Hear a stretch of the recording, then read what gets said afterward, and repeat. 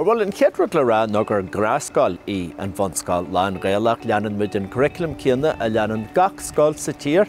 Tá 8 ranga goin os na níonainn bheige go dtí ranga 6 clúdaíonn muid gach ábhar a chlúdaíonn gach scáil eile sa tír is dáthaigh gur bé an bun difríocht ná an teanga múinte agus an teanga láithre sa scáil. Is cantar fíor ilchultúra í bailach lí a 12 agus tá réimse leathan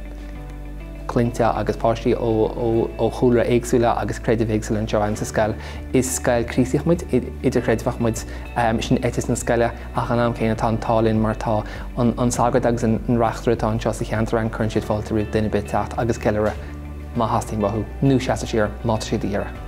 Go bunúsach tag an páistí ó gunne ag ceann ó 5 bliana d'aois agus toman muid go thomlan sa teanga iad don chéad blion go leith sisin ní chluiseann siad aon bhéarla ó thosnaíonn siad sa scáil ar an chéad lá man fómhar go dtí go bhfuil siad leapailí fríd na naoine mhóra. So beidir nach bhfuil focail Gaeilge acu nó fíormheh an Gaeilge acu nar a hapann siad isteach ach labhrann an múintear Gaeilge, labhrann na páistí eile tá sa scáil Gaeilge, labhrann an feilí Gaeilge, labhrann an rúnaí Gaeilge agus tá siad tomtha go thomlan sa teanga. Well, is dóí de réir na sanolíthe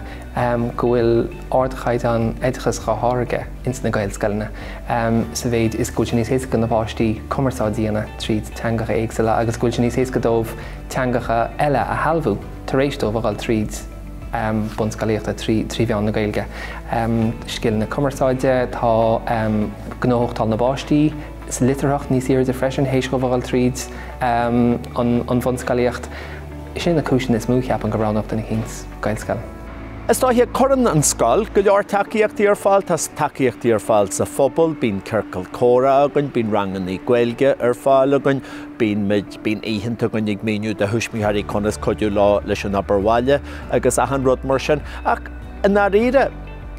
I bríonn sé agus cé go mín aspa muoíine ar thuismíthaí ag an tús faoin am go bhfuil siad a ranga híon tuchas sé agus deir siad linn tá a bhvalúin iste a hananne gur míon lufa.